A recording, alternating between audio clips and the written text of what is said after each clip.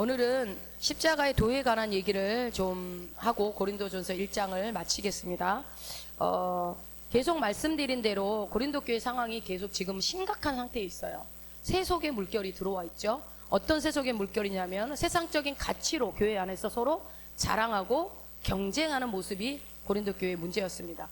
하나님께서는요, 이 고린도 교회에 많은 은혜를 베풀어 주셨어요. 어떻게 하느냐? 고린도 교회는 뭐가 많았죠? 은사. 네, 은사가 많았어요. 그 은사를 하나님이 베풀어 주셨어요. 그 은혜를 베풀어 주셔서 고린도 교회가 굉장히 많은 은사가 있었는데 그걸 어떻게 했다고요? 자기를 내가 이런 은사 있어 하면서 자기 자랑으로, 그리고 경쟁하듯이 은사를 가지고 그런 모습들이 있었다는 겁니다. 그러다 보니까 또 사람 중심으로 네 개의 분파가 바울파, 아볼로파, 게바파, 그리스도파 네 개의 분파로 나눠지는 것들을 우리가 지난 시간까지 봤지요. 우선 이들에게 빠져있는 문제, 큰 문제가 두 가지가 있었는데 그 문제 두 가지가 뭐냐면 첫 번째가 뭐라고요? 은사를 중심으로 은사가 하나의 뭐가 됐다고요? 경쟁이 됐다는 겁니다. 은사가 경쟁. 그러니까 뭐 이런 거죠. 너 당신 방언 받았어 못 받았어? 아, 못 받았는데 기도 안 해서 그러는 거 아니야? 기도를 덜 했구만. 막 이런 식으로 정죄를 하는 거예요. 은사는 계속 얘기했지만 다른 사람을 세우기 위해서 주님이 주시는 거예요. 나를 드러내라고 준 것이 아니라 은사를 줬다는 것은 내게 만약에 예를 들어 없던 은사가 왔다. 그럼 뭐예요? 그것을 다른 사람에게 사용하라고 준 거기 때문에 사용하지 않으면 어떻게 되는 거예요? 만약에 나를 위해서, 내 자랑을 위해서 나를 드러내는 대로 쓴다는 것은 하나님의 의도와 어긋나는 삶을 사는 거고, 그것은 성령 충만하지 못한 거고, 그것은 육신적인 것이 되는 거예요. 오늘 우리가 상추를 많이 맛있게 먹었지만 농사를 잘 짓는 게 우리 원병희 성도님의 은사란 말이에요. 저게 여러분 물론 심으면 나지 그까짓 거 이렇게 생각할 수 있지만 심는 것도 못하는 사람 많아요. 그 마음이 안 내켜지고 그거 왜 뭐하러 심어 이렇게 생각을 한단 말이에요. 그런데 심는 것 자체를 좋아하면서 또 이게 자라서 먹이는 게 좋은 사람이 또 하는 거예요. 보니까 농사도 보니까 먹이는 거 좋아하는 사람이 또 하더라고요. 그게 뭐예요? 내가 가진 그냥 기질인 것 같고 내가 가진 성격인 것, 부모가 물려주신 성향인 것 같지만 누가 주셨다고요? 하나님이 주신 거예요. 하나님이 뭐 돈 나오는 것도 아니고 뭐 그것 조금 한다고 뭐 누가 알아주는 것도 아니어도 그냥 맛있게 먹어주면 그걸로 그냥 기분이 좋은 거야. 여러분, 그게 은사예요. 내가 그거를 해놓고 대가를 바라고 내가 뭔가를 노리고 하는 거면 그건 은사라고 할 수가 없죠. 그러면은 한 번 먹고 그냥 다 죽어. 그렇게 하면. 네. 그런 식으로 우리 모두에게는 각양 다른 은사들이 있어요. 앞에 나서 설교하는 것만이 대단한 은사가 아니고 우리 모두에게는 다 각자 은사가 있는데 그 모든 은사의 목적은 무엇이다? 다른 사람을 세워주고 다른 사람을 섬기는 일에 쓰는 것이다. 그러니 여러분들이 잘하는 게 있다면 내 자랑하면 그 사람은 은사에 대해서 잘못 알고 있는 거예요. 내가 뭔가 잘하고 있다면 그거를 가지고 바로 하는 거예요. 그러니까 저는 곳곳에서 여러분들이 본인들의 은사를 잘 사용하고 있는데 잘 모르시는 것 같아요. 아까도 이제 수도회가 막 덜렁덜렁 하니까 저는 덜렁덜렁 한 채로 계속 쓰거든요. 근데 우리 조혜성 장님 오더니 바로 테이프로 붙여요. 그러니까 그럼 바로 붙여야겠다고 생각을 하는 게 그게 은사예요. 보면 고치고 싶고 편리하게 바꾸고 싶은 거, 쓰기 좋게 만드는 거. 그러면 여러분 보면은 막 더러운 거 보면 막 닦아내고 치워버리고 싶은 마음도 있는 분들 있죠. 그것도 은사예요. 그러니까 막 어떤 사람은 공부하는 게 너무 재밌어. 엉덩이 문드러져 앉아서 공부하는 게 너무 좋아하는 사람도 있죠. 그것도 은사예요. 공부도. 그러니까 애들한테 다 공부 잘하라고 할 필요가 없습니다. 우리 오늘 서준이가 충격적인 얘기를 해갖고 제가 아침부터 현타가 와가지고 어질어질했습니다. 우리 서준이가 이제 고3이지 않습니까? 내일 모레 이제 대학 입시를 써야 되는데 이제 이미 나온 성적이 더 이상 바꿀 수 없어요. 우리나라는 어때요? 1등부터 몇 등까지 학교가 다 정해져 있어요. 이제 와서 기도 열심히 한다고 될 수가 않아요. 이미 나와 있기 때문에 성적이. 근데 이제 그러나 하나님의 어떤 기적적인 방법, 우리 서정이는 뭐 그림으로 했으니까 기적이 일어날 수 있었을지 모르겠는데 서준이는 하나님이 어떤 기적을 보일지 모르겠어요. 진짜 이건 기적일 것 같아요. 근데 제가 생각하는 거는 좋은 대학을 가는 게 기적이라고 생각하는 게 아니라 하나님이 서준이에게 있는 그 은사를, 달란트를 잘 쓸 수 있게끔 만들어 가실 것에 대한 기대감이 있거든요. 어떤 학교를 가든 어떻게 가든 하나님이 이 아이를 쓰실 거라는 기대감을 저는 갖고 있어요. 그래서 별로 걱정은 되지는 않지만 본인이 이제 이과의 아이들이 모여 있는 데서 있다 보니까 공부 제일 잘하는 반에 이제 한 반에 거기에 모여 있으니까 죽어라고 해도 안 되는 거예요. 여러분 달리기 죽어라고 해도 잘 되던가요? 안 되잖아. 달리기 못하는 사람은 죽어라 한다고 되지 않아. 근데 조금 운동신경 있는 사람은 연습하면 금방금방 늘어요. 그건 소질이 없는 거야. 근데 자꾸 달리기를 연습시키고 막 하라고 그러면 안 되는 거죠. 근데 본인이 보니까 얘네들은 타고나면서부터 공부 잘하는 애들이 있더라는 거예요.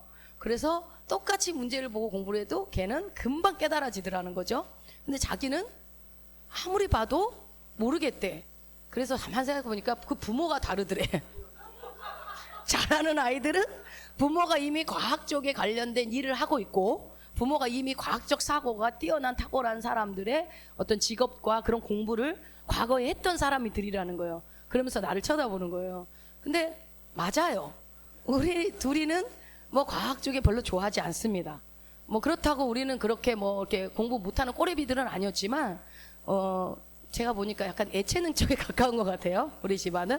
그런데 뭐 본인이, 제가 아무리 얘기를 했죠. 문과 쪽인 것 같다, 너는 이과 쪽이 아닌 것 같다 했는데도 이제 이과를 가서 보니까 이거는 해볼 수 없는 부분이라는 거예요. 그러니까 공부가, 그런 애들은 그냥 사고 자체가 그냥 바로 이해를 한대요. 근데 자기가 걔네들이 못하는 국어를 자기는 이해가 너무 잘 된대요. 그걸 왜 굳이 막 적는지 모르겠어요. 자기는 한 번에 쫙 적어진대. 이 말 주둥이가 살아있는 거죠. 이거는 이런 걸 잘하는 거야. 그러니까 그런 쪽으로도 하나님 은사를 준 거죠. 그러니까 이제 와가지고, 이제 와서 그런 소리 하면 어떡하겠다는 거예요. 그러면서 핑계할 게 없으니까 엄마 아빠의 두뇌가, 그런 과학이나 수학 쪽을 못하는 두뇌가 자기한테 전달이 된 것 같다. 뭐 부인하진 않습니다. 100% 부인하진 않지만, 그렇지만 그랬어요. 그런 것들을 부딪혀서 발견해서 내가 어떤 게 더 잘하는지 못하는지를 발견한 것만으로도 그냥 감사하다. 어쨌든 인생은 찾아가는 거니까. 근데 이제 보니까 그래서 마음이 편안해졌다고. 믿음으로 편안한 건지 포기해서 편안한 건지 알 수가 없으나, 어쨌든 여러분들이 이제 고3 하나야. 우리 교회 좀 저 집 아들이지, 목사 아들이니까 잘 되겠지 이렇게 생각하지 마시고, 내 자식이다 생각하는 마음으로 기도해봐요. 엄마 애절한 기도가 나올 거예요. 기도해 주시면 감사하겠습니다. 아무튼 뭐 그런 어떤 본인들에게 특화된 것들이 있다라는 거예요. 그러니까 그거를 잘 사용하면 그게 성령 충만한 거예요. 믿음이 없는 것 같아도 그것이 예수 안에서 사용되어지면 그게 하나님 보시기에 기뻐하시고 그게 상급이 되고 쌓이는 겁니다. 예, 우리 원병희 성도님 그래서 많이 쌓이고 있어요. 이렇게 해주시는 것들이. 그러니까 여러분들이 먹으면서 그냥 아무 생각 없이 드시면 안 돼요. 기도해 주셔야지. 믿음 주시고 하나님을 만날 수 있게 하시고, 더 그래서 하나님 앞에 더 크게 쓰임받는 성도님 되게 해달라고 그런 기도를 하시면서 먹어야 돼요. 저 둘이 많이 먹던 박은경 원사님, 권사님들 셋이서 엄청 리필해서 갖다 드시던데 기도 많이 했는가 모르겠어요. 맛있다 하고 먹기만 하면 안 돼요. 먹은 만큼 기도하시기 바랍니다. 예. 그렇게 해서 여러분도 그렇잖아요. 내가 잘하는 걸로 인해서 다른 사람들이 편하게 잘 쓰고 그러면은 좋잖아요. 지갑이 잘 열리는 사람들은 그냥 계속 여세요. 그러면 또 그걸로 하나님 쓰시는 겁니다. 그런 것처럼 은사는 그렇게 사용되어야 되는데, 사실 여러분 은사들이 여러분들이 생각한 것보다 훨씬 많아요, 종류가. 그런데 어느 기도원이나 어느 그런 데 가면 은사가 별의별 은사들이 다 있죠. 여러분들이 봤던 특이한 은사들 보신 적 있으세요? 저는 옛날에 그 목사님 때 수동기도원 갔을 땐가 금가루가 떨어집니다. 막 이런 것들 막 보셨어요? 그리고 계속 웃고 있는 분 있고, 계속 춤만 추고 있는 분 있고, 뭐 계속 울고 있는 분 있고. 근데 물론 성령이 역사하시는 모습인데, 이제 저는 문제는 뭐라고 생각하냐면, 그런 쪽으로 너무 특화된 거, 그것만 정답이라고 생각하는 건 굉장히 저는 위험하다고 생각합니다. 성령님은, 우리 주님은 이 세상을 만든 거 없어요. 나무 하나도 똑같은 게 없어요. 그 이파리 하나, 꽃 하나, 색깔 하나도. 그렇게 다양성이 우리 하나님의 성품이거든요.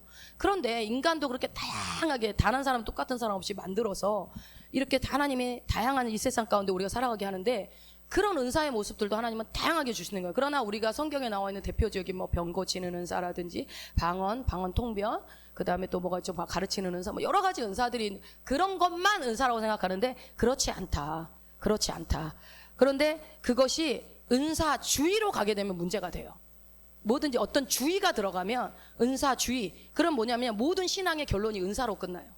그럼 되게 위험해요, 이거. 그래서 평생 은사만 쫓아다니는 사람들도 있어요. 은사 받으려고 이 교회 갔다 저 교회 갔다 여기 받으려고 쫓아다니면서 계속. 여러분 그거 받아서 뭐 하게요? 섬겨야죠, 그 자리 공동체에서. 근데 뭐예요? 그런 분들은 그 쫓아다니는 사람 뭐 하려고 쫓아다니는 걸까요? 나 능력 있다. 나 믿음 좋다. 나 괜찮은 사람이다. 하나님이 나 쓰시는 사람. 이거 자랑하고 싶어서 그러는 거예요. 그런 사람한테 간혹 하나님이 주시기도 하시지만 그런 분들이 그 은사를 안 받았으면 차라리 신앙생활 잘할 사람들이 은사 받아서 신앙 망치는 사람들도 상당히 많습니다. 그래서 은사 받기 전에 여러분들이 성경의 어떤 말씀의 지식을 알고 있어야 돼요. 뭐 때문에 하나님이 주시는 거고 이것은 잘못된 것이다 라는 것들을 알고 계신다면, 그래서 사실 은사가 굉장히 하나님의 무기잖아요. 하나님이 깨닫게 해주시고 목사님이 방언 통변을 해주시니까 여러분들이 내가 뭔 기도하는지 모를 때 시원하게 알려줘서 답답하지 않고 시원하면 그 은사는 정말로 너무나 귀한 은사잖아요. 그런데 모르는 사람은 무당이 쓰는 기술을 우리가 갖다 쓴다고 잘못 생각을 하는 거예요. 여러분, 무당이 쓰는 기술을 우리가 갖다 쓰는 게 아니잖아요. 무당이 잘못 쓰고 있는 거지. 하나님의 능력으로 물론 그렇게 하는 건 아니지만 귀신들도 하나님 따라 하니까. 그렇지만 그러게 뭐예요? 자칫 잘못하면 그렇게 내 중심으로 나를 드러내려고 할 때 변질될 수 있는 게 또 은사이기도 해요. 왜 은사 얘기를 이렇게 많이 하면 이 고린도 교회가 이 은사 문제가 너무 심각했거든요. 너무 자기 자랑이 심했거든요. 여러분, 신사도 운동에 대한 얘기를 했었죠. 신사도 운동. 그러니까 신사도 운동에 대해서 이거 이단이다라고 우리나라에서는 규정을 졌어요. 근데 그게 왜 이단이라고 했냐면 이게 은사거든요. 기반이. 신사도 운동의 기반이 그 배경이 은사주의에 있다 보니까, 그러니까 은사가 나쁜 게 아닌데 은사주의로 가다 보니까 어떻게 돼요?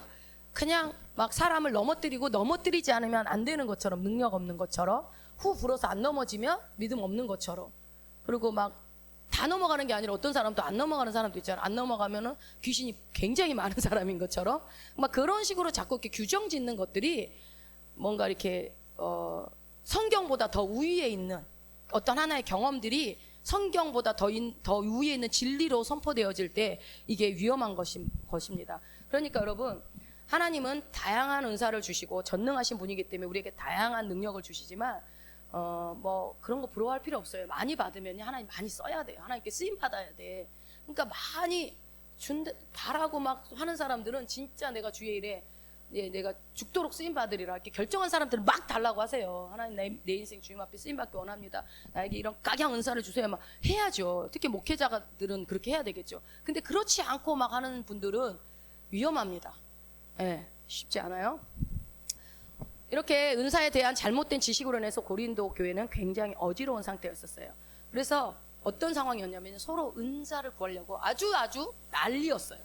은사 구하려고 급급했고, 그러다 보니까 성도들 사이에 큰 시비와 경쟁이 이루어졌고요. 이제 은사에 따라 계급이 또 주어졌어요. 계급.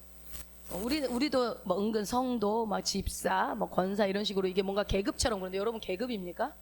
뭐 맨 위에 목사 있고 뭐 맨 밑에 뭐 성도 있어요?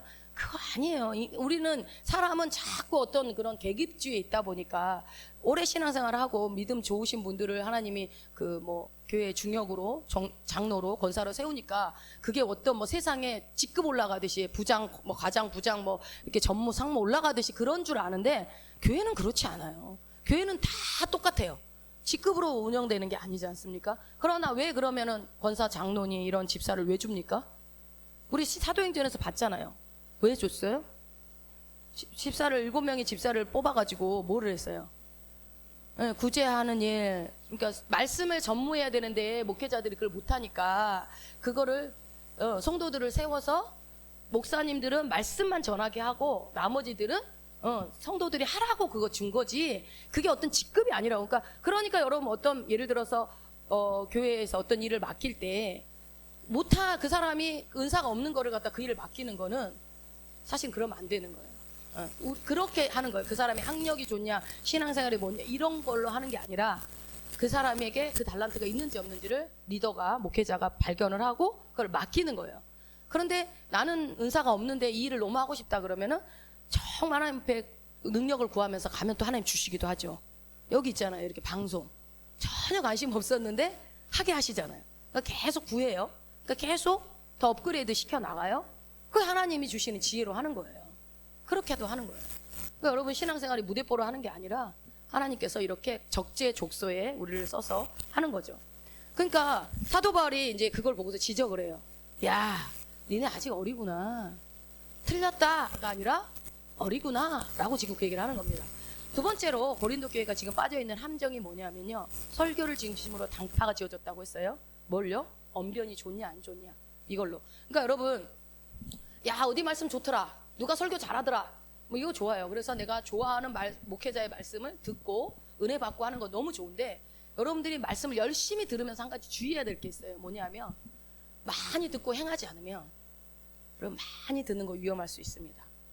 내가 많이 아는 게 믿음이 있을 것 같죠? 그렇지 않아요. 많이 알면 알수록 하나님이 조명이 올 때 너 그렇게 했는데 너 그렇게 행했냐 물어보면요, 회개할 게 너무 많은 거예요. 그러니까 특히 이제 목회자들이 앞에 설교하는 사람들은 더 그러죠. 너 그렇게 살았냐? 너는 그렇게 얘기했는데 너는 그렇게 살고 있냐라는 하나님의 조명이 오시면 정말 이걸 어떻게 하나 싶은 생각이 드는 것처럼, 그러면 그냥 모르는 게 나아요? 말씀도 듣지 말고 그냥 무식하게 있다 가면 될까요? 아니죠. 그런데 이제 그러니까 뭐냐면, 내가 열심히 말씀을 들을 때는 내가 그 말씀대로 살아야겠다라는 마음으로 들으라는 얘기예요. 예, 그 마음으로 듣지 않고 내가 모르던 소리다, 내가 몰랐던 소리다, 새로운 얘기네 하면서 좋아가지고 막 귀만 커지는 것이 지금 현대 사회가 그렇거든요. 너무 말씀이 홍수 시대에 있다 보니까 너무 아는 게 많아가지고, 그래서 어떤 결과가 있는 줄 아세요? 교회를 안 가요. 공동체를 안 가요. 어떤 분이 막 교회를 좋은 교회를 추천해달라고 해서 옮겼더니 거기 가니까 갔다가 좀 몇 달 안에 또 왔다는 거예요. 내가 생각하는 그 교회가 아니라는 거예요. 또 다른 교회, 이 교회도 내가 생각하는 그 교회가 아니라는 거예요. 계속 교회를 정착을 하지 못하고 움직여 다녀요. 그 사람 왜 그럴까요? 자기가 생각하는 교회가 뭔데요? 여러분, 교회는 다 죄인들만 모인 곳이에요. 다 못난 사람들이 모여서 예수가 필요한 사람들이 모인 오시기 때문에 그곳이 어떤 무슨 파라다이스 천국을 이루는 게 아니라고요. 어디 가나 나랑 부딪히는 사람이 있고 문제 있는 사람이 있고 연약한 사람이 있고, 그렇기 때문에 하나님은 어떻게 해요? 서로 섬기고 돌보고 대신 짐을 져주고 십자가 져주라고, 그렇게 서로 그러라고 공동체를 만들어줬는데, 본인이 들은 건 많고 아는 게 많은데 가가지고 딱 목사님 설교 들어보니까 나보다 모르는 것 같아. 그러면 그 교회 다닐 수 있어요, 없어요? 다닐 수 있어요. 그런데 본인이 판단하고 정죄하면서 이게 뭔가 자기한테 어떤 지적 만족감이 없는 거예요. 지적 만족감. 그럼 어떻게 됩니까? 더 똑똑한 목사님 찾아가겠죠. 그럼 거기서 그 말씀 들으면 그 사람이 믿음 생활 잘하고 신앙에 성장할까요? 여러분, 늘 얘기하지만 아는 만큼 살아내지 않으면 다 소용없다니까요. 오늘 오전에도 계속 말씀하시죠. 순종이 뒤따라지지 않으면 여러분, 그러니까 뭐 알기는 나불나불 많이 알면서 순종하지 않았을 때 하나님 보실 때 뭐라고 그러시겠어요? 생각을 해보세요. 자녀들이 예를 들어서 너 왜 이거 안 했어? 그러면 다 알아요. 엄마 말도 알고 어떤 뜻도 아는데 결론은 뭐예요? 지가 하기 싫어서 안 한 거잖아요. 그러면 엄마 입장에서 뭐라고 그래요? 부모 입장에서는 혼내는 것밖에 방법이 없는 거예요. 혼나야 되는 거예요. 그런 사람들은 혼나야 돼요. 나 이렇게 많이 알고 내가 이렇게 똑똑한데 왜 혼나야 돼? 살아내야죠. 그만큼 살아내야지. 그러니까 하나님이 보여주시는 만큼 보여주시는 대로 순종하며 가는 게 제일 사실은 좋아요. 사실 순종이 제일 어렵거든요. 알기는 알아도 여기서 여러분 말씀드릴 때는 이번 주 그렇게 살아야지 했지만 딱 나가는 순간 금세 나는 마음이 변하거든요. 우리는 그게 참 연약한 우리의 모습이에요. 그러니 우리가 어떤 말씀을 들을 때, 그러니까 여러 가지 말씀을 듣자 하나가 꽂히는 게 있으면 그거 하나만이라도 한 주에 실천해 보려고 붙잡으면은 좋아요. 여러분, 지식이라는 건 어쨌든 한계가 있어서 2, 3일 지나면 잊어버리지만 그 중에 성령님이 똑같은 말씀을 어떤 사람은 이 은혜를 주시고 어떤 사람은 이 은혜를 주는 게 다르단 말이에요. 그것을 붙잡고 간다면 하나님이 그것을 통해서 나를 변화시키고 성장시킵니다. 그러니 아주 처음부터 끝까지 유창하게 논리적으로 설교를 못한다 할지라도 분명히 성경 말씀이기 때문에 주시는 게 있단 말이에요. 그러니 그런 부분을 가지고 우리가 서로 판단할 필요가 없어요. 그렇다고 목회자가 공부를 안 해도 된다는 얘기가 아니라 더 많이 공부하고 준비해야 되겠죠. 저도 어저께 이제 말씀을 준비하는데 진짜 이렇게 공부했으면 좋은 대학 갔겠다 싶더라고요. 막 꼬박꼬박 재우는 거예요. 문을 막 열어놓고 막 하다가도 추워서 또 닫았다가 열었다가 막 일어났다가 막 그래 하면서, 왜냐하면 근데 이제 자고 새벽에 일어나 살아오는데 만약에 문 일어나면 어떻게 돼요? 만약에 그럼 저 어떻게 써요 여기? 옛날 같았으면 만약에 그냥 일반 공부나 회사 같았으면 그냥 뭐 이렇게 하겠지. 이거는 그게 안 돼요. 막 세상에서 제일 무거운 게 뭐다? 눈꺼풀. 정말 또 놀러 가도 되나? 놀기에 운동을 해야 되겠구나. 이제 이 생각으로 결론을 줬어요. 놀러는 가야 쓰겠고 체력은 안 되고.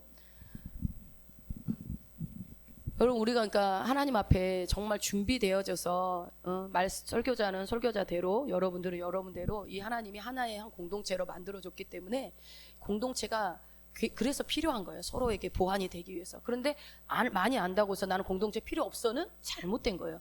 근데 요즘 그런 사람이 너무 많아요. 여러분 교회를 안 다니는 젊은이들이 진짜 너무 많아. 그럼 물어보면 뭐라는 줄 알아요? 일주일에 설교 엄청 듣는데 말씀 엄청 듣는데요. 주변에 혹시 그런 사람 봐보세요. 저는 많이 봤어요. 그러면서 심지어 신학교 다니면서 교회도 안 다녀요. 심지어 어떤 선교단체 간사로 있어도 주일날 예배 드리러 안 가요. 왜 그럴까요? 자유하다요. 여러분 공동체가 그럼 하나님 교회를 왜 만들었어요? 왜 교회를? 그러니까 자기만의 생각으로 자기만의 지식을 가지고 신앙생활을 하면 정말 위험하기 때문에 하나님이 목회자도 만들고 옆에 신앙의 선배들도 붙이고 그렇게 하는 겁니다. 그러니까 서로 보완이 돼서 가야 되겠죠. 어쨌든 이 설교 중심으로 설교의 내용에 따라서 사람들이 파당에 가려다 보니까 우리가 대표적으로 아볼로라는 사람이 말을 너무 잘하니까 그 수사학이 발달했던 그때 딱 맞는 사람이 아볼로였던 거예요. 바울은 어버버버 했는데 아볼로가 가니까 그러니까 사람들이 청중의 시선을 확 끌어모았어요. 누가? 아볼로가. 예. 그러니까는 그러다 보니까 나도 저 사람처럼 잘하고 싶다. 은근한 경쟁이 은사 다음으로 또 이런 말 잘하는 걸로 또 한 거예요. 그러니까 자꾸 누가 더 사람을 많이 끌어모으냐에 따라서 그 사람이 큰 설교자냐 작은 설교자가 결정이 됐었습니다. 그래서 그랬잖아요. 그래서 이 고린도 교회 그 철학자들이 많은 사람을 끌어야 돈이 많이 모이니까 사람들 청중들을 많이 모이기 위해서 남들이 안 듣던 소리를 해야 된단 말이에요. 그러니까 희한한 소리를 한다고요. 105헤르츠가 눈을 관통을 해서 왼눈을 관통을 해서 이 두뇌로 올라갔다 이런 말도 안 되는 얘기를 한다고요. 그러면 여러분 처음 들어봤잖아요. 105헤르츠는 뭐며 그게 일로 관통한다는 건 처음부터 끝까지 못 알아들어 뭔 말인지. 근데 그걸 들어. 왜요? 못 듣던 소리니까. 그러면서 막 희열을 느껴. 지적이요. 여러분 이렇게 설교를 들으면서 막 자기가 논리적이고 막 이런 거에 희열을 느끼시는 분들이 위험합니다. 하나님은 우리의 설교를 듣게 할 때 지적인 희열감을 느끼게 하려고 말씀하시는 게 아니에요. 그러니까 설교자들이 말을 못하는 게 여러분들이 그렇게 지장이 있지 않아요. 영적인 생활에. 바울은 어땠습니까? 대표적인 게 바울이잖아요. 바울은 말은 어눌했어요. 글은 힘이 있었어요. 글을 보면 와, 이 사람 대단한 사람인데 만나보니까 말을 못해. 근데 어때요? 바울이 다니면서 어마어마한 교회를 세웠잖아요. 그 말 못하는 바울이 그리고 심지어 안질이 있었으면 눈도 붙어 있을지도 모르겠어. 안쪽 눈이 보기에도 외모적으로 흠모할 만한 모습이 아니었을 것 같아요. 그런데 그 바울을 통해서 얼마나 많은 교회가 세워졌냐고요. 그런 거 보면 누가 하는 거예요? 주님이 하시는 거예요. 주님이. 자, 이 당시에 그러니까 사람들이 이 교회의 자랑이나 어떤 이런 서로 간의 이런 자랑의 가치의 근거를 그런 말 잘하는 거, 그 다음에 남이 듣지 못하는 거, 이런 얘기를 하다 보니까 사람 중심으로 이렇게 나눠지게 됐습니다. 그런데 이 사람들이 그 당시 유행했던 어떤 의식 가운데 하나가 뭐였었냐면요. 두 가지가 있었는데 헬라식 생각이 있었어요. 그 사람들 헬라식 생각. 그러니까 뭐냐면 누가 더 수사력이 좋은가. 그러니까 수사력이라는 거 뭐라고 했어요? 화려하고 달콤한 언변. 그런 말을 누가 더 많이 하는 게 이게 판단의 기준이었다고요. 그리고 이 사람이 이 말을 할 때 어떻게 생각해서 하는가. 사색의 어떤 방법? 사색의 문제? 이런 거에 또 관심을. 그러다 보니까 여러분 그런 철학자들이 많이 나왔겠죠. 근데 여러분 고등학교 때 혹시 철학 좀 이론 같은 거 좀 들어본 거 기억나시나요? 아니면은 철학이라는 과목을 철학과도 있잖아요. 공부를 해보면 철학자들이 대단한 것 같죠. 물론 대단한 사람들도 있는데 이상한 말도 많아요. 말도 안 되는 얘기들을 철학이랍시고 해놓는 것들이 되게 많다고요. 그러니까는 뭔가 귀에 달콤하고 듣기에 뭔가 그런 것들에 대해서 그리고 얼마나 논리적으로 또 얘기하고 있는가. 논증 방식. 이게 헬라식 사고였거든요. 그러니까 이 사람들이 들을 때 그 기준으로 보는 거 얼마나 논리적인가 아니면 얼마나 말을 이렇게 듣기 좋게 화려한 수식어를 많이 붙여서 말을 잘하는가 이런 틀을 가지고 있는가를 보고 있는 게 그 헬라식 사고의 그들의 기준이었다고요. 이게 중요한 가치로 봤다고요. 그런 가치로 딱 잣대로 들이내고 보니까 바울은 매력이 있어요 없어요? 완전히 없는 거예요. 매력이 없는 거예요. 네.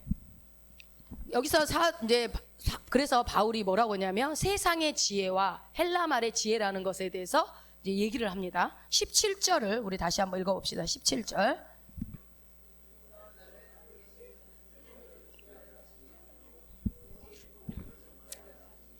말에 지혜로 하지 아니함은 그리스도의 십자가가 헛되지 않게 하려 함이라. 예, 그러니까 당시에 유행했던 수사학을 얘기하는 거예요. 지금 이 얘기가 수사. 그러니까 어떻게 말을 폼나게 하냐, 그런 걸로 하지 않았다, 그 얘기를 하는 거죠. 그러니까 아무 소용이 없다라는 겁니다. 여러분, 그러니까 사실은요, 여러분들이, 그러니까 물론 우리가 은혜 받으러 온 건 아니에요. 하나님을 예배하러 온 거지. 여기는 주일날 여러분 은혜 받으러 오려면 안 돼요. 내가 하나님의 피조물이고 있기 때문에 창조자 하나님을 예배하러 오는 거예요. 모여서 같이 그분만 영광 받으시고 그분만 찬양 받으셔야 되고, 나의 상태와 아무 상관없이 그분은 예배를 받으셔야 될 분이기 때문에 우리는 예배자로만 오면 돼요. 그런데 여기 와가지고 어떤 이제 말을 들을 때, 내가 들었을 때 은혜가 받는 거는요, 여러분의 마음 상태에 따라 은혜를 받고 안 받고가 틀려지는 거예요. 은혜 받는 건 오르는 건 아니지만 여러분들이 마음이 열려 있잖아요. 그 정도는 아니지만 개떡같이 제가 여기서 얘기해도 여러분들이 다 은혜돼요. 근데 여러분들이 마음이 꽉 닫혀 있으면 아무리 제가 훌륭한 말씀을 해도요, 안 들린다니까요. 그러니까 여러분들이 주일날 성령님이 말씀 주신 거 마음에 막 새겨지고 막 충만해지는 거는 앞에 설교자 잘못이에요, 탓이에요, 여러분 탓이에요? 여러분이 어떻게 하냐에 따라 그런 거지, 앞에 사람 아무 것은 아니지만 일단 열심히 준비해 와야 돼요. 그러니까 여러분들의 마음 자세가 중요하다는 얘기를 하는 거예요. 마음을 활짝 열고 말씀을 들으세요. 예, 그러면 주님이 막 만지신다니까요. 눈에 보이지 않지만 이 설교 시간에는 성령님이 일하세요. 보이지 않는 손길로. 자, 그래서 바울의 그런 모양새 없는 말과 그런 논리적이지 않은 말을 했어도 하나님이 함께 하시니까 큰 능력이 나타나잖아요. 우리가 목회자들이 설교도 잘 준비하는 것도 좋지만 그만큼 또 기도를 해야 된다는 이유가, 주님이 여러분들의 마음을 여는 것을 기도를 하는 거예요. 그래서 열어야 설교가 말씀이 들어가니까. 여러분 19절 한번 읽어볼래요? 19절. 기록된 바 내가 지혜 있는 자들의 지혜를 멸하고 총명한 자들의 총명을 헤아리라 하였으니. 여러분 여기 17절에 나오는 지혜하고 19절의 지혜는 의미가 같을까요, 다를까요? 다르겠죠. 다르니까 물어봤겠죠. 19절의 지혜는 말 그대로, 그러니까 논증을 해나가는 생각의 틀을 말하는 거예요. 그러니까 생각하는 방식. 19절에는 이 사람의 말에 논리가 있느냐, 앞뒤가 맞느냐 안 맞느냐, 이런 거를 말하는 게 19절의 지혜라고 한다면, 17절은 말 그대로 뭐예요? 그냥 말의 지혜. 그냥 말을 어떻게 하느냐의 그런 지혜를 말하는 거예요. 그러니까 19절은 생각하는 방식에 대한 얘기를 하는 거예요. 생각하는 방식. 그러니까 이런 것들이 교회 안에 들어와가지고 어떻게 됐냐면, 복음의 자리를 밀어내버리고 올라온 거예요. 그러니까 복음은 상관없어요. 말이 중요한 거예요. 어떤 생각으로 말을 했는지가 중요한 거고, 얼마나 논리적인 거가 중요한 게 돼버린 거예요. 말장난이 강단해서. 그러면 결국 뭐예요? 십자가의 도는 무시된 거예요. 예수님이 십자가에 못 박혀 죽으신 거는 아무래도 중요하지 않아. 그냥 말만 잘하면 되는 거예요. 그래서 사도 바울이 이제 오늘 고린도 교회 교인들에게 얘기를 꺼내는데, 사도 바울이 말하는 지혜는 뭐냐면 두 가지예요. 하나님의 지혜를 두 가지로 설명을 합니다. 첫째는요, 예수 그리스도가 이 누추한 인간의 몸을 입고 이 땅에 성육식 하신 사건을 누구의 지혜라고요? 하나님의 지혜라고 해요. 자, 성육신, 예수 그리스도가 육체의 몸을 입고 온 거, 하나님의 지혜. 성육신한 거, 이거를 하나님의 지혜라고 지금 바울이 얘기하고 있어요. 그 다음에 또 하나는요, 그분이 당시 사람들의 논리 속에, 그 문화 속에 가장 꺼리게 하는 게 뭐였었냐면, 여러분, 십자가였어요.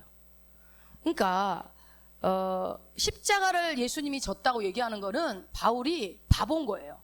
거기서 그 말을 한다는 거는 들을 사람이 없을 수도 있는 거예요. 그러니까 십자가의 도. 그러니까 두 번째는 뭐라고요? 십자가의 도. 제가 왜 이걸 쓸까요, 여러분? 제가 이걸 왜 쓸까요? 아니요, 졸지 말라고. 잠깐 집중하시라고. 그러니까 성육신 하셔서 이 땅에 오신 하나님이 친히 오신 거고, 그분이 십자가에 죽으신 것이 하나님의 뭐다? 지혜다. 하나님의 지혜다라고 얘기를 하는데, 근데 여러분 이거를 이렇게 오해하면 안 돼요. 이 얘기를 성경 한 군데를 보고 갑시다. 고린도전서 12장 3절. 뒤로 가서 12장 3절을 한번 읽어봅시다. 고린도전서 뒤로 가서 12장 3절입니다. 그러므로 내가 너희에게 알게 하노니 하나님의 영으로 말하는 자는 누구든지 예수를 저주할 자라 하지 않고, 또 성령으로 아니하고는 누구든지 예수를 아멘. 그러니까 성령이 아니면 주님이라고 부를 수도 없고 성령이 아니면 깨달을 수도 없다라는 거잖아요. 그렇기 때문에 아까 말씀드린 대로 여러분들이 말씀을 깨닫지 못하는 건 제 잘못이 아니고 성령님 잘못인 거예요. 하나님 잘못. 쉽게 얘기하면 그렇다는 거예요. 그래서 성령께서 여러분들의 지혜를 활짝 열어주시면 막 깨달아지겠죠. 그러니까 여러분 말씀 듣기 전에 그 기도 꼭 하라고 그랬잖아요. 나를 위해서 기도하라고, 내 자신을 위해서. 하나님 오늘 말씀이 막 깨달아지게 해주세요. 그렇게 기도를 꼭 해야 돼요. 똑똑한 사람은 그 기도 꼭 해요. 안 하고 그냥 가만히 있지 마시고. 그러면은 성령이 지혜를 주셔서 깨닫게 하시겠죠. 그러니까 하나님의 지혜를 지금 두 가지로 설명을 했어요. 그리고 하나님의 지혜가 첫 번째가 뭐라고요? 성육신이라 이 땅에 오신 사건. 하나님이. 그러니까 또 하나가 하나님의 그 아들이 이 땅에 오셔서 이 십자가가 여러분 뭐였어요? 모욕이었고 수치였고 두려움이었고 저주였단 말이에요. 저주. 이거를 갖다가 그 십자가를 지고 죽으신 사건을 지혜라고 얘기를 하는데, 여러분 우리는 성경에 쓰여 있으니까 그런가 보다 하고 넘어가지만 당시 문화 속으로 들어가서 이해를 하면요, 이거는 말도 안 되는 얘기인 거예요. 그러니까 여러분 하나님의 지혜라고 지금 우리는 십자가에 도는 멸망하는 자들을 이렇게는 뭐 지혜 뭐 이렇게 얘기하지만, 그리고 딸딸딸 외우고 얘기를 하지만, 하나님이 꼭 이 방법이어야만 했을까? 여러분 그런 생각 안 드세요? 꼭 굳이 십자가이어야만 했을까요? 이 방법 외에는 방법이 없었을까요, 여러분? 한번 생각해 보시지 않으셨어요? 한번 지금 생각해 보세요. 좀 쉬운 방법이 없었을까? 하나님의 지혜라고 하는데 꼭 이런 식으로 육체를 입고 오셔가지고 십자가에서 처참하게 죽는 방법 외에는 방법이 없었냐고요, 하나님이. 이유는 하나입니다. 이유는 하나. 왜요? 제가 그동안도 계속 여러 번 자주 얘기했는데 뭐냐면요, 우리한테는 도리가 있어요, 없어요? 도리가 없어요. 방법이 있어요, 없어요? 방법이 없어요. 방법이 없다니까요. 지난주에 그랬잖아요. 우리가 하나님을 왜 믿냐? 위대하시기 때문에. 그 하나님이 놀라운 전지, 그래서가 아니라 뭐라고요? 예수 그리스도 외에는 길이 없다고요. 없어. 방법이 요거 하나밖에 없으니까 하나님 이 방법 하신 거예요. 그래서 여러분 이때부터 지금부터 얘기하는 것 좀 잘 들어보세요. 우리가 십자가에서 죽으신 예수님을 영접한다고 그러죠. 영접하면 하나님의 뭐가 돼요? 자녀가 돼요. 요한복음 1장 12절에 자녀가 되죠. 그러면은 그것이 우리에게 구원의 조건입니까? 아닙니까? 구원의 조건입니까? 아닙니까? 자, 예수 그리스도를 영접해야 하나님의 자녀가 됩니다. 그러면 그 영접하는 게 조건이에요? 구원받는 게? 어렵습니까? 십자가가 조건입니까? 구원에는 조건이 있을 수 없죠. 네, 왜요? 구원은 전적인 하나님의 은혜로 이루어진 거니까. 이제 여러분들이 이제 드디어 이거에 대해서 더 이상 헷갈리지 않고 이제 받아들이게 됐는데, 그러니까 십자가는 조건으로 준 게 아니라고요. 조건이라는 말이 들어가는 순간 구원은 어떤 인간의 의가 들어가 버리는 거잖아요. 내 열심, 내 노력.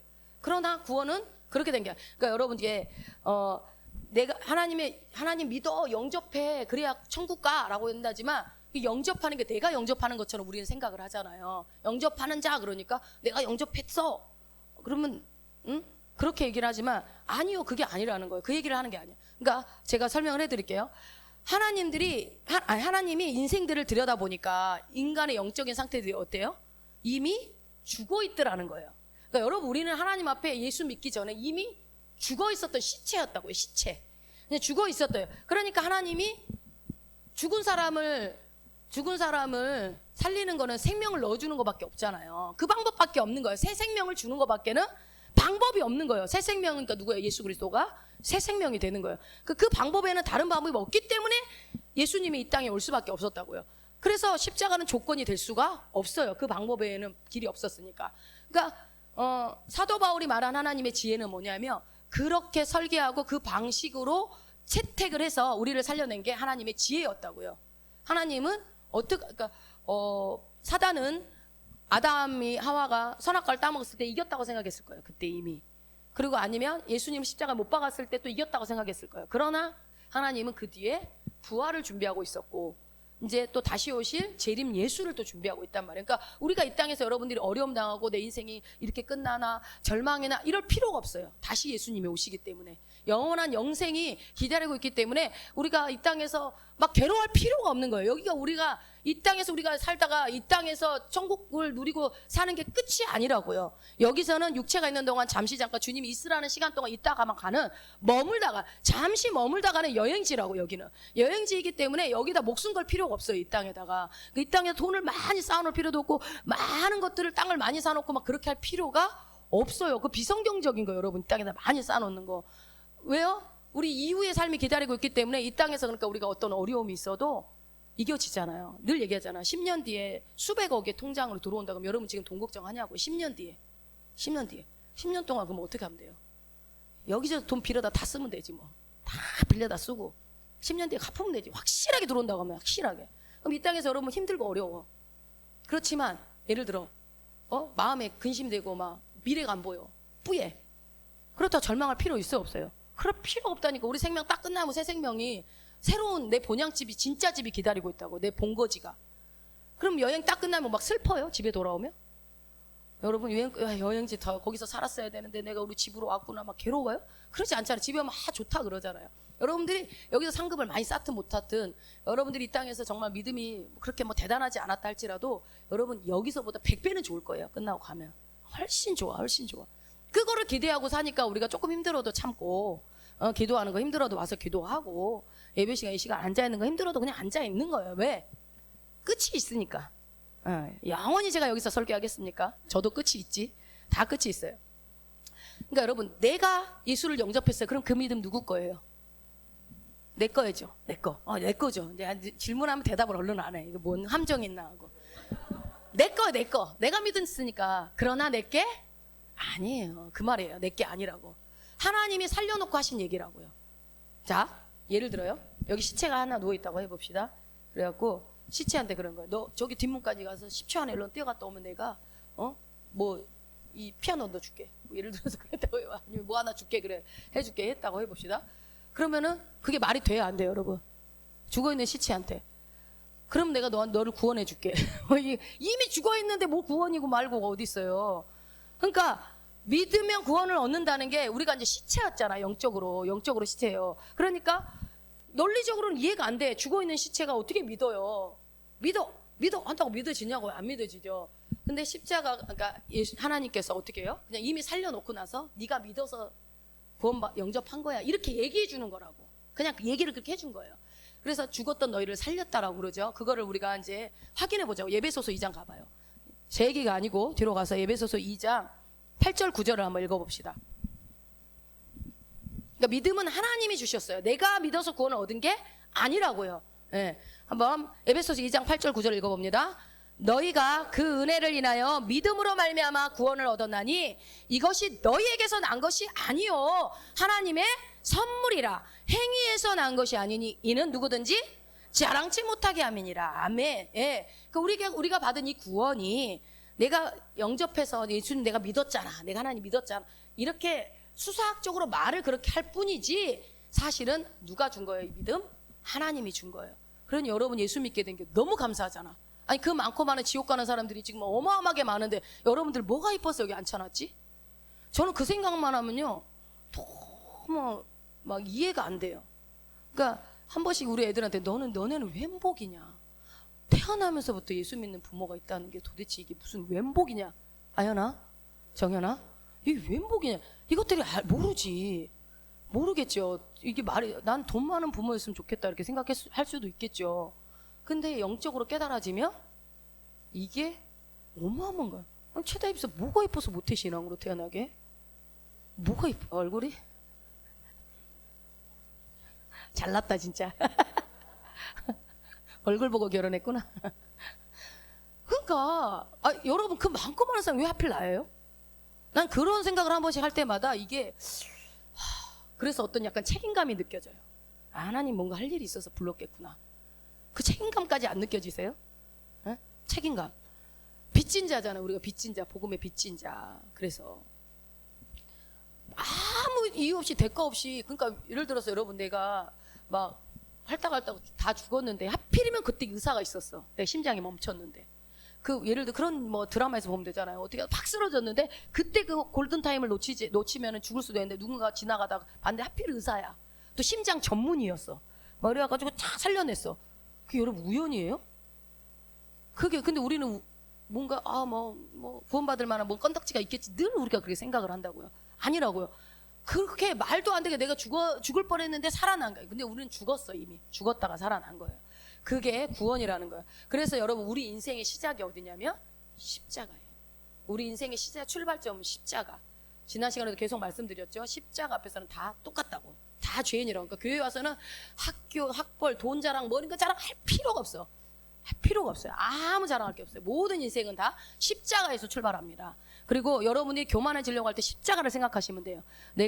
나 죽었었는데 나를 하나님 살려놨지. 내가 살려놓고 나서 보니까 지가 뭔가 한 것처럼, 내가 뭔가 믿음이 있어서 이렇게 된 것처럼, 지가 좀 기도 잘해서 목사 된 것처럼 이러면 안 된다는 거예요. 예.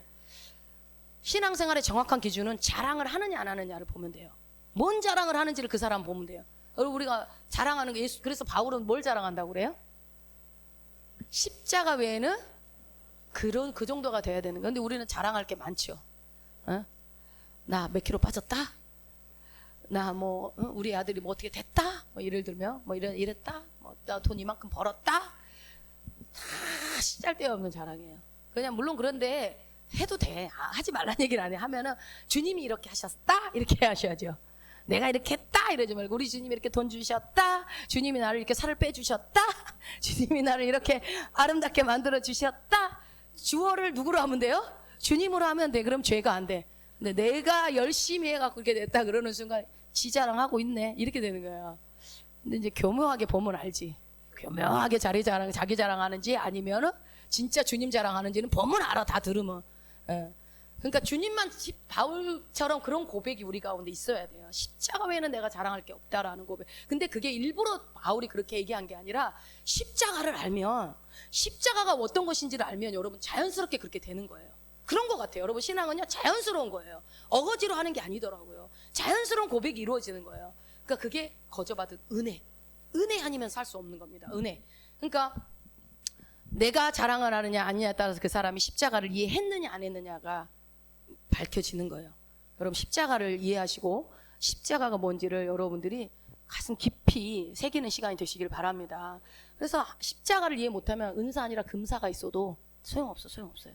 자랑할 게 없다니까. 우리는 아무것도 사망의 자리에서 출발했기 때문입니다. 그래서요 우리는요 덤으로 사는 인생이에요.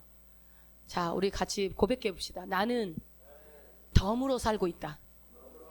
아멘. 예. 여러분 예수 믿는 순간부터 우리는 덤으로 사는 인생이에요. 근데 덤으로 사는데 뭐 이렇게 힘든 게 많아요. 덤으로 죽어서 내버려둬도 될 뻔한 걸 살려놨더니 뭐 이렇게 요구사항이 많고, 주님 왜 이렇게 없어요, 이게 없어요, 저게 없어요, 왜 집이 작아요, 이게 없어요, 저거 없어요, 통장 잔고는 왜 이래요. 진짜 주님도 집도 없이 살다 장가도 못 가고 가신 분한테 요구사항이 너무 많아. 우리는요 덤으로 사는 인생이. 그러니까 덤으로 산다고 생각 안 하는 거예요. 이 땅에서 뭔가 하나 이루어놓고 가야 된다고 생각을 하나 봐. 내 이름 석자는 남겨야 되지 않습니까 주님? 호랑이는 가죽을 남긴다는데 나는 이름이라도 안 남겨도 된다고요. 하늘에 내 이름이 써진 것만으로도 여러분 감사하면 돼요. 이 땅에 이름 남길 필요 없어.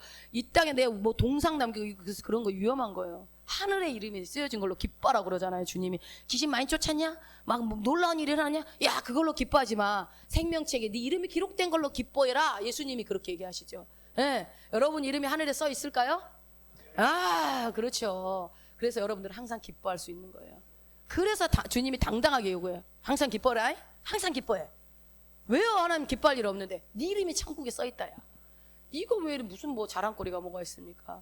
예. 그러니까 여러분 우리가 덤으로 사는 인생 가운데 주님을 생각하면 늘 감사할 수밖에 없는 것 같아요. 여러분 성교를 가면 얻어지는 것들인데 여러분 요나서 한번 생각해 보세요. 요나가 사실 요나서가 성경에서 제일 재밌는 성경 같아요. 요나서. 자, 요나가 어디로 가라고 그래요? 하나님이 니느웨로 가라고 그래. 니느웨로. 그러니까 가요 안 가요? 왜 안 갔을까요? 아니 니느웨는 원수 나라인데 회개하고 돌아오라고 얘기하려고 하면 기분 나쁘잖아요. 근데 여러분 그러면 요나가 굉장히 애국자 같이 느껴지죠? 그렇지 않아요. 요나는 뭐냐면 그 당시에 니느웨는요 그들이 믿는 종교에는 회개라는 단어가 없었어요. 그 사람들은 그들이 믿는 종교에는요, 내가 잘못을 돌아보고 돌이켜서 회개하는 그런 자체가 없다고. 뭐 한다고 그랬어요? 이방인들은 뭔가 갖다 바치는 거예요. 더 세게 갖다 바치는 거예요. 어려운 일이 있으면 자식도 갖다 바쳐버리고 막 그러는 거예요. 그런 방식으로 풀어갔지 내 잘못을 회개하는 건 기독교밖에 없는 거예요. 근데 하나님 뭐라고 그래요? 요나 보고 가서 회개를 외치라고 그래요. 안 가는 거 뭐예요? 가기 싫어서 안 가는 거야. 가기 싫어서. 가기 싫은 거야. 회개라는 말 했다가 자기가 죽을 수도 있으니까 이기적인 마음이 있는 거예요. 그 회개라 그러면 뭔 소리냐? 너 갖다 바치자. 이렇게 된다니까요. 그러니까 여러분, 요나가 막 폭풍이 일어났을 때 그 뱃사람들이 어떻게 해요? 이게 누구 때문이야? 바쳐버리잖아요. 폭풍을 잠잠하기 위해서. 그럼 여러분, 사람 바치니까 폭풍이 잠잠해진 거예요? 아니거든요. 근데 그것 때문에 막 자꾸 막 갖다 바쳐서 심청이도 빠지고 막 그렇게 되는 거 아니에요. 그러니까 원래 그게 아닌데 그렇게 해석을 하는 거예요. 원래는. 그러니까 던져버린 그런 식으로 요나가, 그러니까 그 믿음이 없는 사람이야. 그러니까 내가 그랬으니까 나를 빠뜨리시오. 웃기잖아요. 요나도. 그러니까 하나님이 쓸만한 사람을 쓰는 것 같지는 않아. 항상 모질한 사람을 쓰시는 것 같아요. 저같이 모질한 사람 하나님 쓰는 거예요.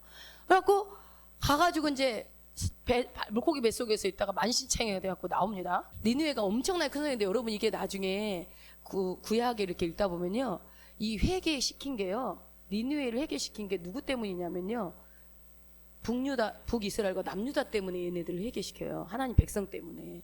그때 그 당시에 그러니까 회개라는 게 없었다고 그랬잖아요. 니느웨라는 나라가. 그러면 이 니느웨라는 나라가 근데 회개해요, 안 해요? 며칠 그 얘기하고 내가 근데 그 요나가 다니면서 니네 회개 안 하면 저주한다. 회개 안 하면 저주받는다.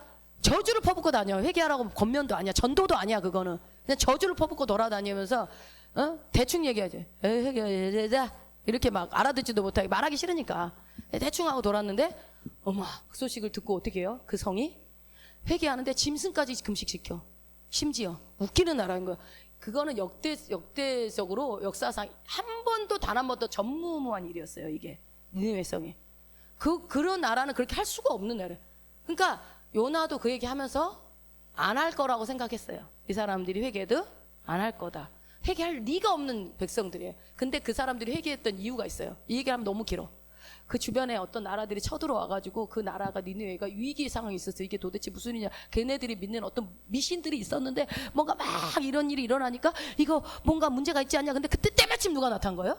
요나가 나타난 거예요. 역사적으로 실제로.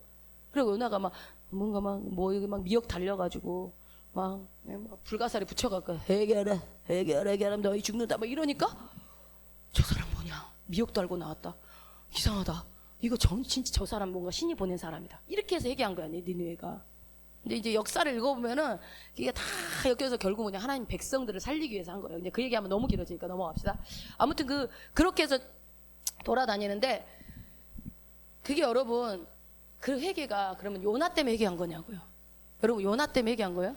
요나는 그냥 미역 붙이고 불가사리 붙이고 간 거밖에 없어. 그냥 누가 한 거예요? 하나님이. 그러니까 여러분 이제 전도나 선교를 나가보면 여기가 될성심나 하는데 이 사람이 바뀌겠나 싶은 일을 하나님이 하셔요. 희한하게 선교지 가면. 그러니까 우리 인도네시아 계신 우리 선교지에도 보면은 이 사람들이 바뀌겠나 바뀌어요. 무슬림들이 이렇게 하겠나 바뀌어. 이 사람들이 이렇게 어려서부터 그랬는데 이게 되겠나.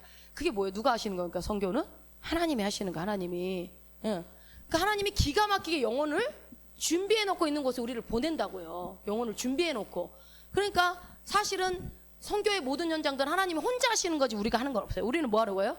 폼 잡으러 가는 거예요. 폼 잡으러. 어떻게? 하나님이 예배하신 현장에 가가지고 전도하는 척 하는 거예요. 전도하는 폼. 여러분들이 말을 유창하게 논리적으로 잘한다고 그들이 예수를 영접하는 게 아니라니까요. 예전에 제가 지금은 고인이 됐지만 경자라는 자매가 우리 교회 오기 전에 저는 딱 한마디, 별로 전도도 안 했다니까. 교회 하라 이럴 소리도 안 했어요. 야, 천국과 지옥이 있는데 죽으면 지옥 가. 그러면 한마디밖에 안 했어요. 그 말 듣고 그날부터 번뇌가 오기 시작. 성령이 하시는 거예요. 성령이. 그러니까 구원의 역사와 구원의 비밀은 전도를 많이 하고 다니는 사람들은 알아요. 그러니까 전도를 하는 사람들은 계속하죠. 왜요? 내가 하는 게 아니니까 자기는 그냥 만나는 사람마다 전하기만 하는 거예요. 그냥 얘기하면 역사는 누가 하는 거예요? 주님이 하시는 거예요. 이게 그러니까 신비하다는 거예요. 이게 선교나 전도가 신비하다라고 얘기하는 거예요. 그러니까 우리는 하나님 다 차려놓은 밥상에다가 그냥 숟가락만 얹는 거예요. 숟가락만. 그래서 전도는 굉장히 미련한 방법인 거예요. 미련한 거. 그러니까 우리가 뭐 전도로 해서 되는 게 아니라고요. 누가 하는 거라고요? 주님이 감동시켜서 성령이 하시는 일이라고요. 그러니까 이걸 전도다, 이걸 방법이라고 말할 것도 아닌 거죠. 그 요나서가 기록된 이유가 그것 때문인 것도 같아요. 믿음 있는 요나를 불린 것도 아니고, 그 하나님 말에 그렇게까지 들려질 정도면 엄청났을 텐데 그렇게 도망갈 정도면 대단한 사람인 거예요, 그 사람도. 자, 전도를 얼마나 미련한 것이라고 얘기했는지 고린도전서 우리 읽었던 1장 21절 한번 읽어보세요. 하나님의 지혜에 있어서는 이 세상이 자기 지혜로 하나님을 알지 못하는 거로 하나님께서 전도에 미련한 것으로 믿는 자들을 구원하시기를 기뻐하셨도다. 여러분, 미련하다는 게 무슨 뜻이에요? 우리가 설득한다고 된다는 것이 아니라는 뜻이에요. 이게 미련하다는 거는. 그러니까 흉내만, 하나님 그러는 거야. 야, 흉내만 내주면 안 되겠냐? 너희 전도해라 이 말은 흉내만 내주면 안 되겠냐? 흉내만? 이게 얼마나 미련하냐고요. 흉내 낸다고 되냐고요. 근데 흉내만 내주면 누가 하겠대요? 하나님이 하시겠다는 거예요. 근데 우리가 그 흉내도 안 내는 거예요. 그 흉내도. 22절 계속 봅니다. 유대인은 표적을 구하고 헬라인은, 자, 이 말이 무슨 얘기냐면 유대인이 표적을 구한다는 거 여러분 잘 아니까 쑥 내려갈게요. 유대인들이 일관되게 오래된 역사 가운데서 기다렸던 분이 누구예요? 메시아를 기다렸어요. 근데 그 메시아는 어떤 메시아였다고요? 기적과 이적을 행하는 능력 있는 메시아. 한 번에 로마를 제압할 수 있는 그런 능력 있는 어떤 철의 능력을 가진 메시아를 기다렸다고요. 그런데 왔던 내가 메시아다 하신 분은 어떻게 죽었어요? 그냥 죄인들이 죽는 사형틀에 처참하게 그냥 죽어버려요. 맨 그지들하고만 죄인들하고만 올리다가 그러다가 그냥 팍 죽어버리셨네. 그러니 여러분, 유대인들이 지금까지 예수를 안 믿는 게 이해가 돼요. 솔직히 유대인들을 뭐라 할 것도 아니에요. 그 사람들은 그렇게 너무 오랜 세월 뿌리 깊게 그런 메시아상이 있단 말이에요, 그들 안에. 그래서 유대인들이 기다리는 모습으로 오지 않았기 때문에 유대인들이 예수 그리스도를 배척했기 때문에 우리는 성경을 유대인들 나쁜 놈들, 그래서 지금까지 유대인 나쁜, 그런데 아니요. 지금 여러분, 유대인들이 굉장히 변화되고 있습니다. 하나님은 우리에게 이스라엘 나라를 위해서 기도하라고 그러고요, 유대인들을 위해서 기도하라고 그래요. 지금 이 시대가. 왜요? 그들이 바뀌어지면 주님 오실 날이 땡겨지거든요. 예. 여러분, 이 치욕스럽고 무기력한 십자가에 힘없이 달려 죽으신 예수님, 그 예수님이 적어도 우리 이들의 인식 세계에서는 가능하지 않았다고요. 그건 있을 수 없는 일이었다고요. 헬레인이 지혜를 구한다는 거는 뭐예요? 우리가 앞에서도 계속 말했잖아요. 논리적이고 설득력 있고 교양 있고 세련되고 이런 거를 헬라인들은 원했다 이거예요. 그것만 찾았다는 거예요. 예. 근데 하나님은 그런 방식으로 이 땅에 예수 그리스도를 보내지 않으셨어요. 그러니까 복음은 가난한 나라 못 사는 대로 간다는 말이 맞아요. 부요하고 세련되고 교양 있는 사람이 왜 예수를 찾아요? 예수가 필요가 없어요. 다 이미 누리고 갖고 있는데 뭐가 부족한 게 있어야 찾죠. 그러니까 우리가 늘 부족한 게 감사한 거라고요. 많이 있으면 뭐예요? 빨리 지갑을 열어야 돼. 그러니까 우리가 500만 원, 600만 원 막 쌓이는 거 좋아하지 마. 많이 돌아다니면 빨빨 써야 돼. 빨빨리. 모자라면요, 하나님이요, 돈 없어서 교제 못하게 안 해요. 누군가한테 부어줘서요, 막 그냥 내가 찬조금 100만 원 내가 내겠습니다. 빡! 우리 막 몇 달 동안 막 냈던 거, 걷었던 거 한 사람이 그냥 빡! 그래가지고 이번 여행은 내가 밥값 빡 내겠습니다. 막 이렇게 한다니까요. 그러니까 막 열심히 차곡차곡 모아서 막 아깝게 쓰는 것도 좋지만 주님이 쓰라 할 때 팍팍 써버려야 돼. 그냥 맛있게 먹고 그냥 어제 더 맛있게 더 좋은 데로 갔었어야 되는데. 자, 그래서 어떤 분이요, 선교사로서 성경을 한 사람들을 보니까, 조사를 해보니까 똑똑한 사람이 선교에 성공한 게 아니더라는 거예요. 성공이라는 표현 좀 그런데 어떤 사람이 그러냐면 10년이고 20년이고 그 지름같이 그 현지에 있는 사람들하고 같이 같은 원주민이 돼가지고 그냥 묵묵히 살아내는 거야. 아는 것도 없고 뭐 이렇게 잘하는 것도 없고 이러다 보니까 그냥 우직하게 그 자리를 지키는 거예요. 그들과 함께 예배하고 그냥 뭐 성공하든 안 하든 주님이 시키신 일을 하는 거죠. 그렇게 하는 것들을 좀 부족해 보이고 모자라 보이는 사람들이 선교를 잘하더래요. 그러니까 여러분, 우리가 신앙생활 잘하는 사람도 뭔가 부족하고 모자란 사람들이 잘한다니까요. 돈 많고 똑똑한 사람들이 신앙생활 잘 못해요. 근데 모자라니까 주님 아니면 안 된다는 생각이 들어오는 거죠. 그러니 내가 여러분 돈 없고 모자란 게 얼마나 감사해요. 그래서 주님, 그러니까 그게 여러분 깨달아지면 주님 돈 줘요. 지금 못 깨달아서 돈 안 준 거야. 내가 왜 돈이 없을까 그러면 내가 돈이 있어야 자유롭다고 생각하기 때문에 안 주는 거예요. 돈이 없어도 우리는 자유할 수 있고 그런 환경이 내가 원하는 데 올리지 않아도 우리는 그 속에서 감사할 수 있는 게 그리스도인이에요. 예, 부유한 것 가난한 것 같으나 부여하고 없는 자 같으나 다 가진 자. 예. 그거 그렇게 바울이 다 알려주잖아요. 그런데 맨날 없다고 하지 마세요. 성경에서 하나님의 지혜가 지향하는 궁극적인 목적이 뭐냐면요. 첫째는요. 그러니까 여러분 이렇게 생각하면 돼요. 물에 어떤 사람이 빠졌어요. 막 죽어가고 있어요. 그러면 여러분 그 사람을 살리는 건 어디까지가 살리는 거예요? 자, 구명보트를 타고 갑니다. 가가지고 제일 먼저 어떻게 해야 돼요? 물에 빠진 사람을 건져서 보트 위에다가 올려놔요. 그럼 그 사람 구원한 거예요? 거기서 끝나면 안 되죠. 어떻게 해야 돼요? 물 밖으로 무트로, 그러니까 해안가로 끌고 와가지고 거기다가 내려놓고 숨 쉬는 것까지 보아야 그게 구원한 거죠, 그 사람이. 그죠? 그게 구원의 현재성이고 구원의 과정이에요. 근데 예수 믿었다고 영접했다고 해서 그걸로 끝나는 게 아니라고요. 그러니까 우리는 이미와 구원은 뭐예요? 우리는 이미 구원을 얻었어요, 안 얻었어요? 얻었어요. 이미 구원을 얻었어요. 그러나 아직 구원이 완성되지 않았어요.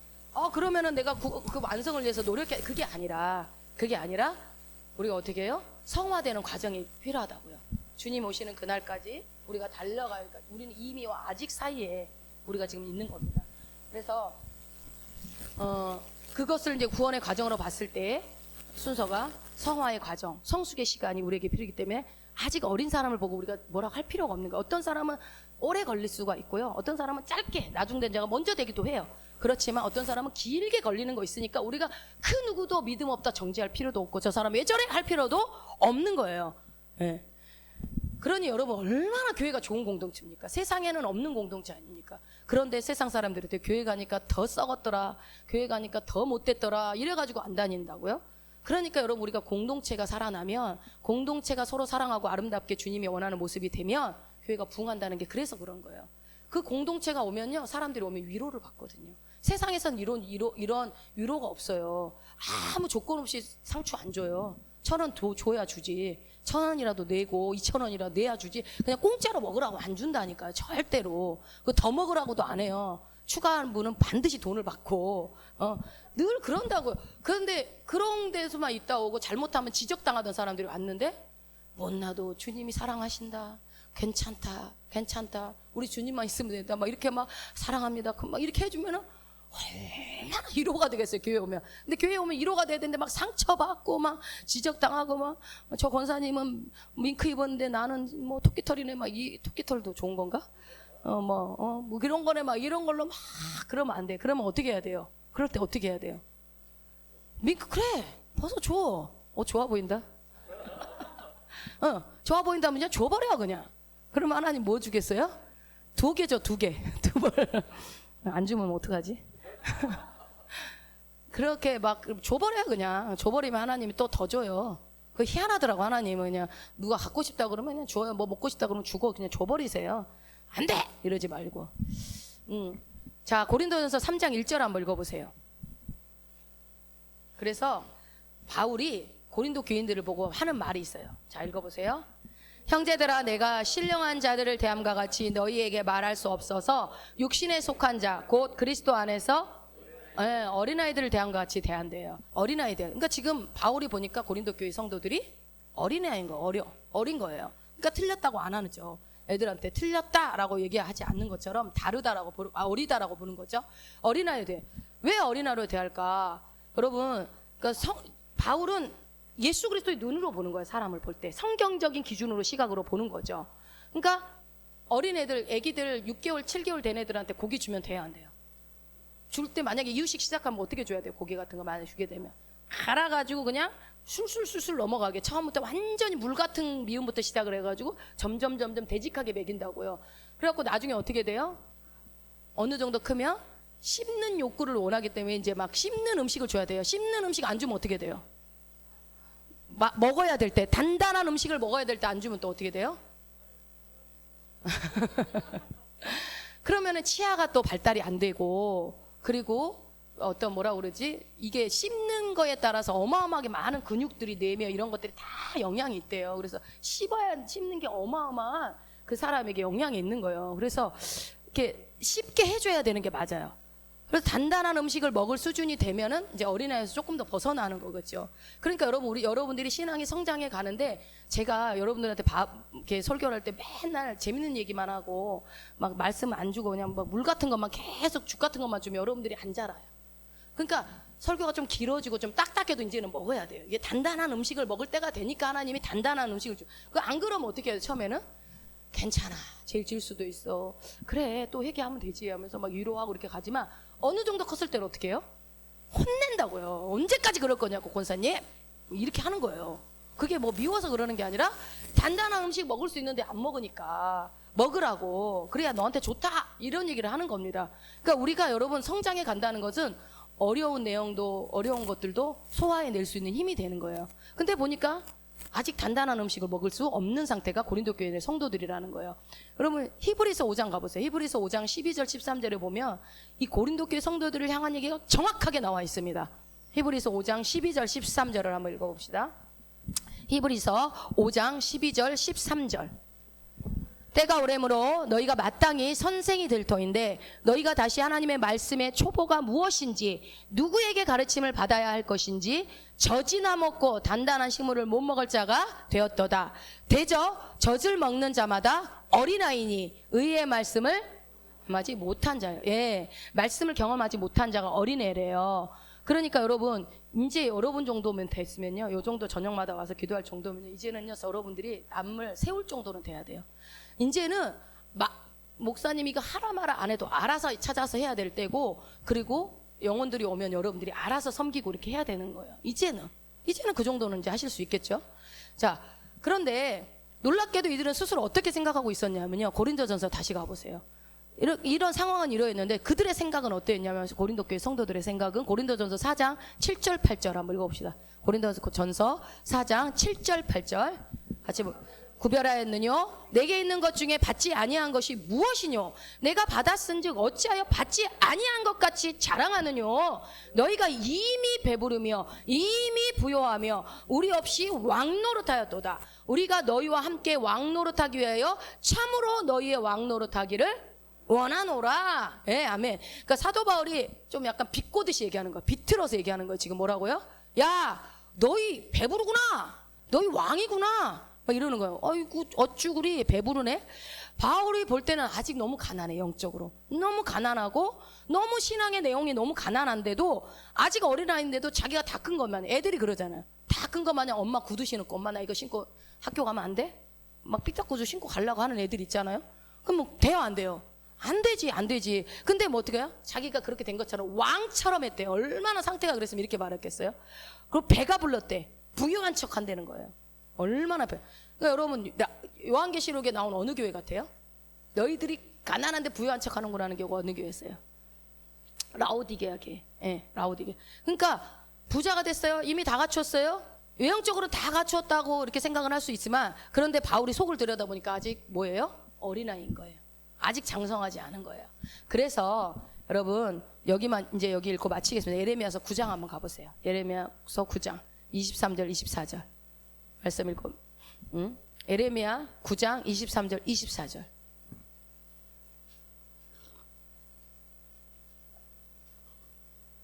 자, 같이 봅니다. 여호와께서 이같이 말씀하시되 지혜로운 자는 그 지혜를 자랑치 말라. 용사는 그 용맹을 자랑치 말라. 부자는 그 부함을 자랑치 말라. 자랑하는 자는 이것으로 자랑할지니 곧 명철하여 나를 아는 것과 나 여호와는 인애와 공평과 정직을 땅에 행하는 자인 줄 깨닫는 것이라. 나는 이 일을 기뻐하노라. 여호와의 일이니라 말이니라. 예, 지금 예레미야 선지자가 이스라엘 백성들에게 뭐라고 그래요? 하나님을 다 안다고 자취하는 너희들, 너희들은 지혜로우냐? 그거 자랑하지 마. 너희 부자야? 그거 자랑하지 마. 용맹스러워? 그거 자랑하지 마. 그럼 뭘 자랑하라는 거예요? 뭘 알아는 거야? 내가 누군지 좀 알아라 그 소리예요. 예. 하나님에 대해서 좀 알아라. 그런 거 자랑하지 말고, 하나님이 어떤 분인지. 그럼 호세 선지자도 이스라엘 백성들을 향해서 뭐라고 그래요? 오라 우리가 여호와께 돌아가자. 오라 우리가 여호와를 알자. 힘써 알자. 이렇게 얘기하잖아요. 힘써 알자. 여호와를 알자. 그러니까 니네가 여호와를 아는 지식이 없어서 망하니까 하나님을 알려고 하되 어떻게 알으라고요? 힘써서 알려고 하는 거예요. 그러니까 말씀을 들을 때 막 들으려고 하는 거, 먹으려고 막 해야 되는 거예요. 알려고. 그래서 하나님의 그러니까 궁극적인 관점은 이스라엘 백성들이, 하나님의 자녀들이 그분이 어떤 분인가를 더 깊이, 더 넓게, 높이 그 의미를 알기를 주님이 원하시는 거예요. 그러니까 아직 철이 안 든 아이들은 어때요? 여러분, 아빠가 출장 갔다 오면 어디를 봐요? 손만 봐. 뭐 사들고 오나? 뭐 사들고 오나? 소연 얘기한 게 아닌데. 아빠 손을 봐. 아빠 오늘 뭐 사왔어? 철 안 든 애들은. 근데 나이가 들고 철이 들면 아빠 손에 든 거 봐요? 그러지 않고 어떻게 해요? 그냥 아빠가 연약하고 모자라고, 아빠가 늙었어도, 가진 게 없어도 아빠가 존재하는 것만으로도 감사하고, 곁에 건강하게 계신 것만으로도 감사합니다. 아니면 아프셔도 그래도 계신 것만으로도 감사합니다. 그렇게 생각한다고요. 부모님 먼저 일찍 떠나보내신 분들 생각해보면 옆에 계셨으면 좋겠잖아요. 지금이라도 계셨으면 좋겠다 이런 마음이 있잖아요. 그러니까 철이 안 들었을 때는 아빠보다는 그 옆에 있는 손에 든 물건이 궁금하고 그것만 바라는 것처럼 고린도 교회도 그 수준이었다고요. 오늘 뭐 안 사오나, 뭐 안 사주고 뭐 안 먹여주나, 먹을 거 안 주나, 이런 생각만 하는 거예요. 그런데 어떻게 하라고요? 하나님이, 철든 사람들은 하나님에 대해서 목말라라는 거예요, 여러분. 하나님에서 내 영혼이 갈증을 느끼면서 와야 되는 거예요. 주일날 올 때도 하나님, 내 영혼이 목마릅니다. 목마른 사슴처럼 갈증하는 마음으로. 그래서 하나님 앞에 우리가 그러니까 그 모든 것이 그분에게서 나왔다는 것을 믿는다면 내가 내 것으로부터 왔다고 생색내면서 자랑할 게 어떤 것도 없는 거예요. 그걸 가지고 저 사람은 많이 했네, 뭐부터 저 사람 만약에 예를 들어서 많이 가졌고 능력이 많고 그러면 여러분은 속으로 어떤 생각을 해야 돼요? 기도해 줘야 돼요. 저 사람 하나님 많이 써야 되겠구나. 그러니까 걱정하잖아요. 베드로 너는 나중에 이렇게 다닐 거고 나중에 이렇게 죽게 될 거다 막 그러면서, 그러니까 베드로가 뭐라고 그래요? 쟤는요? 요한은요? 요한은 어떻게 돼요? 그럼 뭐라고 그래요? 예수님이 대답해 줘요? 뭐라고요? 네 걱정이나 해라. 요한은 그렇게 죽을 그게 아니었고, 하나님 요한에 대해서도 계획이 있었겠지만 베드로한테 베드로의 가는 길, 그게 베드로를 야단친 게 아니라요, 베드로가 가야 할 길이 너무 험난하고 그의 인생이 얼마나 이제 고통당하는 길인지를 주님은 이미 보고 계셨던 거죠. 그렇잖아요. 베드로가 많이 고문당하고 순교를 하게 되잖아요. 그런 것처럼 여러분, 예레미야 방금 읽은 9장 24절에처럼 곧 명철하여 나를 아는 것, 여호와는 인애가 있고 공평하고 정직과 땅 행하는 자인 줄을 깨닫는 것. 여러분, 이게 깨닫는 자가 복된 자입니다. 그러니까 하나님을 아는 지식이 여러분들이 많으면 많을수록 여러분의 삶이 훨씬 더 풍성해지고요. 하나님이 여러분의 삶 가운데 그러니까 내가 뭔가 잘 돼서 돈을 많이 벌어서 사업이 잘 돼서 내가 뭔가 어떻게 이루어서 하나님이 영광 받으시는 게 아니라, 내가 하나님을 알면 모든 상황 가운데서, 그러니까 목사님들 얘기가 지혜와 지식이 온다고, 이럴 때 하나님은 이거를 기뻐하시는구나를 선택할 수가 있는 거예요. 그 지혜와 지식이 오며. 그래서 십자가에서 자신의 아들을 내어주기까지 우리를 사랑하셔서 우리를 살려내신, 성육신하시고 그 십자가의 도가 하나님의 지혜라고 말할 수 있었던 것은, 이것이 내 인생에 어떤 의미가 있는지 여러분 오늘부터 좀 한 주 동안 좀 고민을 해보시고, 찬송가 지금 한번 27장을 한번 불러보시겠습니다.